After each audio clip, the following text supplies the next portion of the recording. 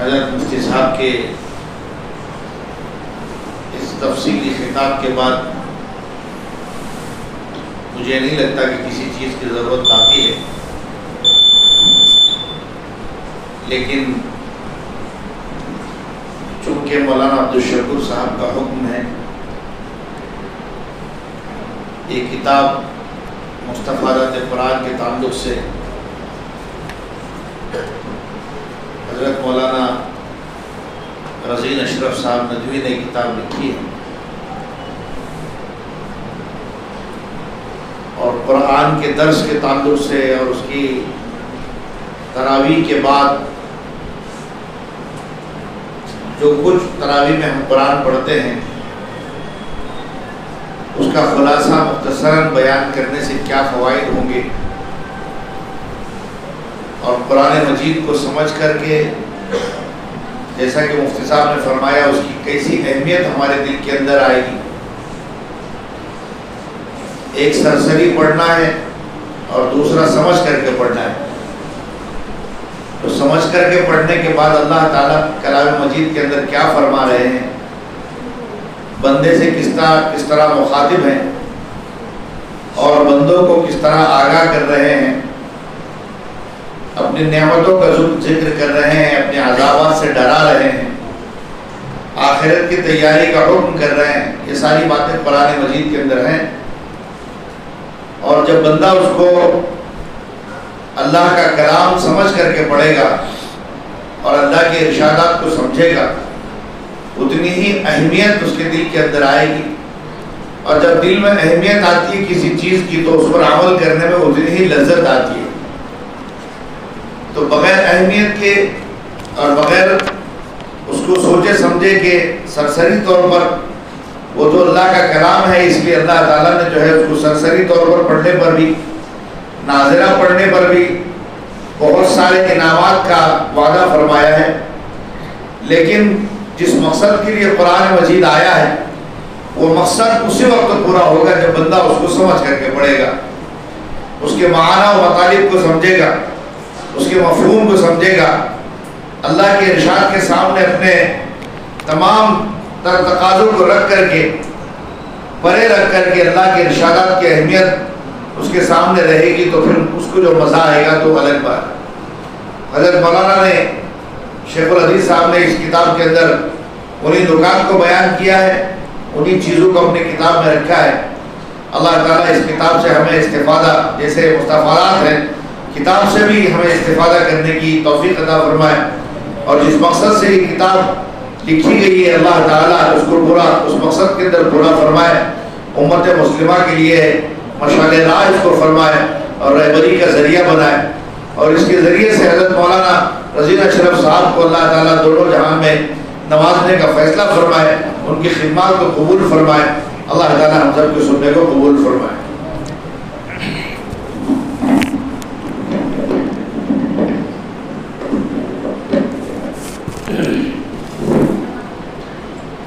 جیسا کہ مولانا نے آپ کے سامنے اس کتاب کی اہمیت کو اجاگر کیا ہے، چند سطرے میں اس کتاب کے بارے میں جن حضرات نے لکھا ہے آپ سنیے کہ انہوں نے کیا کچھ لکھا ہے۔ جیسے یہ مولانا مکین اشرف مکی ندوی، یہ دبئی کے اندر ایک برجمان مسجد کے امام ہیں، انہوں نے لکھا ہے کہ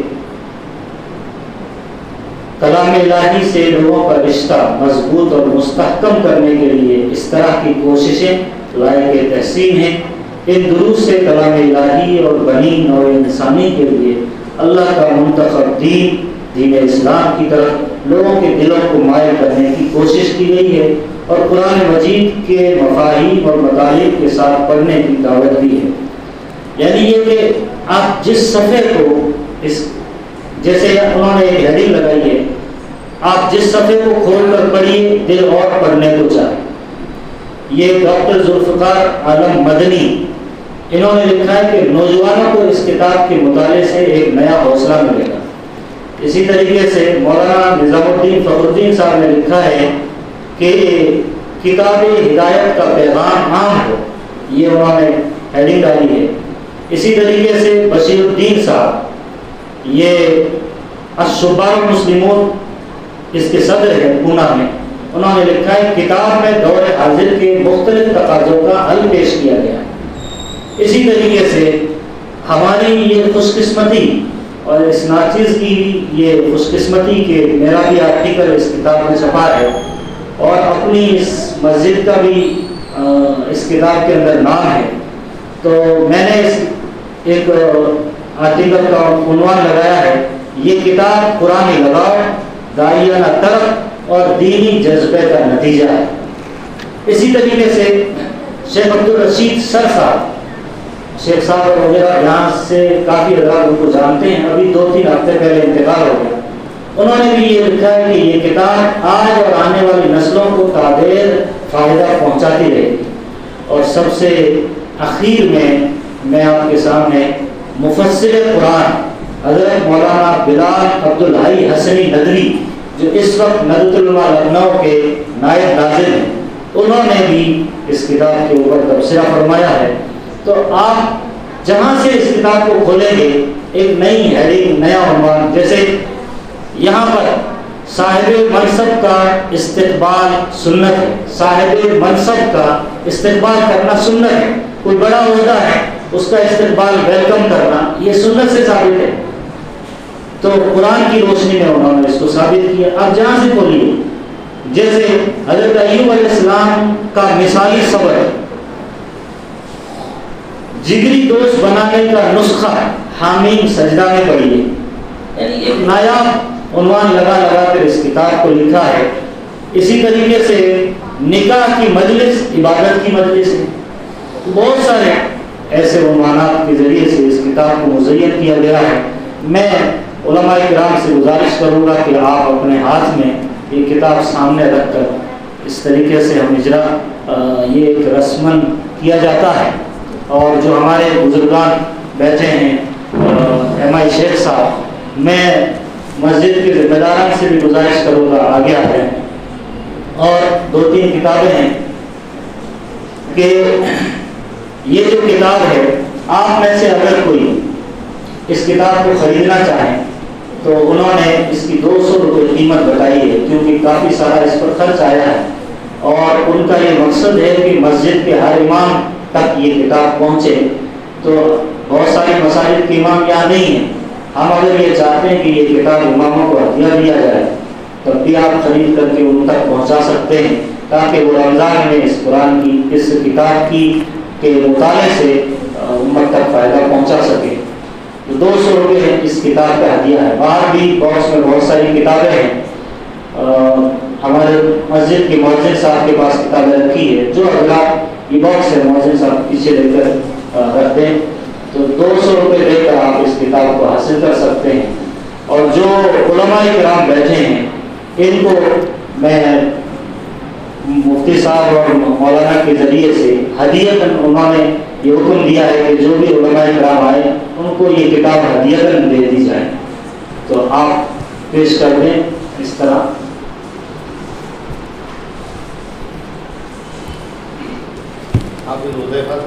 حافظ حذیفہ صاحب کو مولانا عبدالغفار صاحب یہ کتاب ہدیہ میں پیش کر رہے ہیں۔ اسی طریقے سے ثاقب صاحب آپ بھی آ گئے، مولانا مفتی ایوب صاحب انشاءاللہ حافظ ثاقب صاحب کو یہ کتاب ہدیہ میں پیش کریں گے۔ اسی طریقے سے ہمارے مولانا منیر صاحب مفتی صاحب انشاءاللہ ہدیۃً دیں گے۔ اور میں یہ جناب امیر مقامی صاحب سے گزارش کروں گا کہ آپ مولانا عبدالوحید صاحب کو یہ ہدیہ پیش کریں۔ اور کوئی علماء نہیں درمیان میں؟ اشرف سراج صاحب آ جائیں۔ احمد شیخ صاحب سے میں گزارش کروں گا کہ آپ انہیں یہ کتاب ہدیۃً پیش کریں۔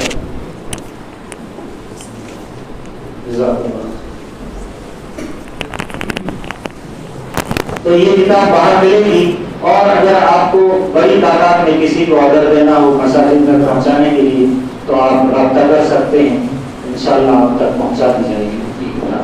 میں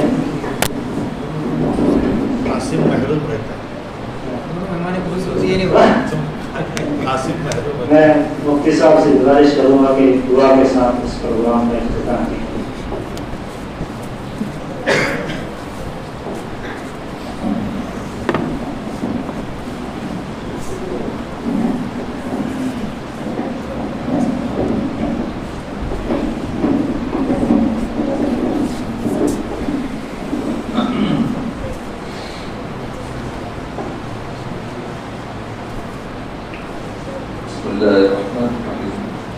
اللهم صل على سيدنا محمد وعلى آل سيدنا محمد وبارك وسلم صلاة تنجينا بها من جميع الأحوال والآفات وتقضي لنا بها جميع الحاجات وتطهرنا بها من جميع السيئات وترفعنا بها عند الأعلى الدرجات وتبلغنا بها أقصى الغايات من جميع الخيرات في الحياة بعد الممات إنك على كل شيء قدير.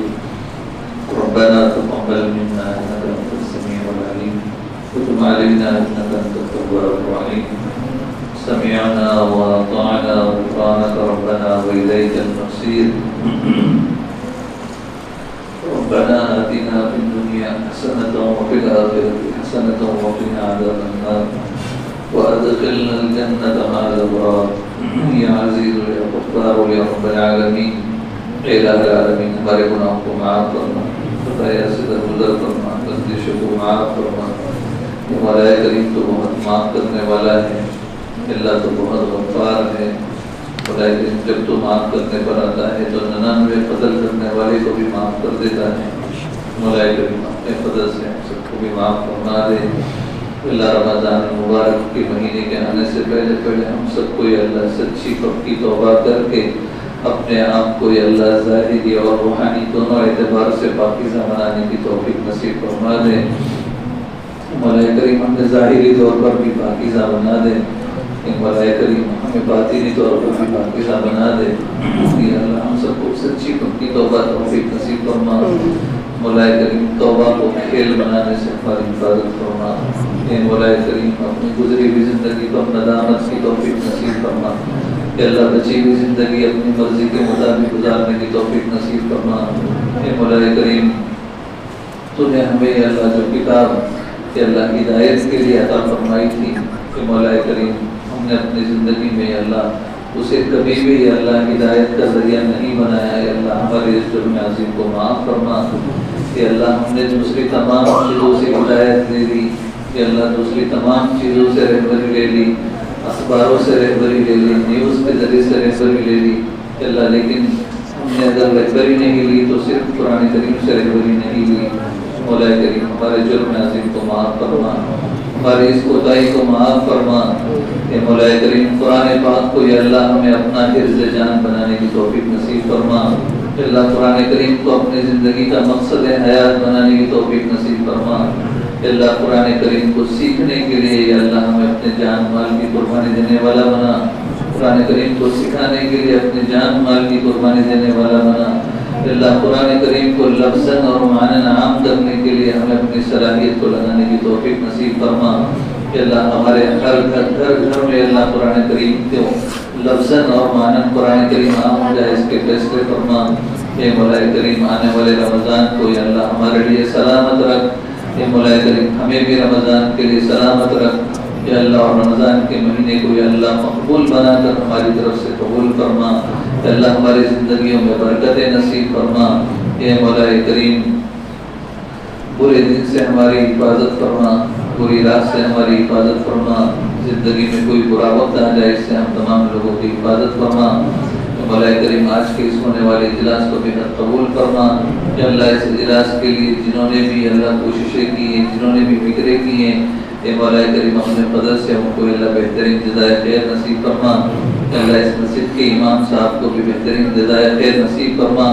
کہ اللہ قرآن کریم کے لیے وہ وقتاً فوقتاً یا اللہ حد تر استطاعت کوشش کرتے رہتے ہیں. اللہ ان کی کوششوں کو قبول فرما. کہ اللہ یہاں کے اس مسجد کے جو ذمہ دار حضرات ہیں کہ اللہ جو ان کا اس لائن سے پورا تعاون کرتے ہیں، اللہ ان کو بھی بہترین جزائے خیر نصیب فرما. اللہ ان کی عمروں میں برکت نصیب فرما.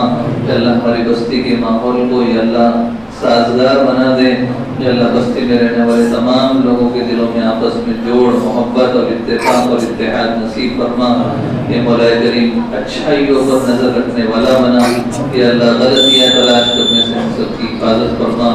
اے مولا کریم ہم سب کے ساتھ خیر کا اور عافیت کا معاملہ فرما. عزت ملنے کے بعد ذلیل ہونے سے ہماری حفاظت فرما. یا اللہ ہدایت ملنے کے بعد گمراہ ہونے سے ہماری حفاظت فرما. اپنے گھر سے قریب کرنے کے بعد اپنے گھر سے دور ہونے سے ہماری حفاظت فرما. اے مولا کریم ہم سب پر رحم فرما. یا اللہ قرآن پاک کے ساتھ ہمارا رشتہ مضبوط فرما. یا اللہ ہمارے بچوں کے مستقبل کو روشن فرما. یا اللہ ہمارے بچوں کی ذمہ داریاں پورا کرنا ہمارے لیے آسان فرما. ہمارے بچوں کو ہماری آنکھوں کی ٹھنڈک بنا دے. یا اللہ ہمارے بچوں کو ہمارے لیے صدقہ جاریہ بنا دے. کہ اللہ ہمارے بچوں کے ہاتھ سے کوئی ایسا کام ہو جائے جس کی وجہ سے ہمیں دنیا میں یا آخرت میں نیچا دیکھنا پڑے، اس سے ہماری اولادوں کی حفاظت فرما دے. کہ اللہ ہمیں اپنے اولادوں کی تعلیم اور تربیت پر دھیان دینے کی توفیق نصیب فرما. رزق حلال نصیب فرما. کہ اللہ ظاہری اور باطنی بیماریوں سے ہماری حفاظت فرما. تمام مہلک امراض سے ہم سب کی حفاظت فرما. ہم سب کا خاتمہ ایمان پر فرما. بری موت سے، برے انجام سے ہماری حفاظت فرما. اے مولا کریم قابل رشک موت ہم سب کو نصیب فرما. اے مولا کریم اپنے والدین کا ادب احترام کرنے کی توفیق نصیب فرما. اے اللہ ان کی دعاؤں میں ہمارا حصہ شامل فرما. اے مولا کریم ان کو ہمارے لیے مغفرت کا ذریعہ بنا. رمضان کے مبارک مہینے کو ہمارے لیے مغفرت کا ذریعہ بنا. والدین کے وجود کو ہمارے لیے مغفرت کا ذریعہ بنا. والدین کو بوجھ سمجھنے سے ہماری حفاظت فرما. اے مولا کریم اس سے پہلے کہ لوگ ہمیں غسل دیں، کہ اللہ ہمیں غسل توبہ کی توفیق نصیب فرما. اللہ اس سے پہلے کہ لوگ ہمیں کفن پہنائیں، ہمیں لباس تقویٰ پہننے کی توفیق نصیب فرما. اللہ اس سے پہلے کہ ہماری نماز پڑھی جائے، ہمیں اپنے اختیار سے نماز پڑھنے کی توفیق نصیب فرما.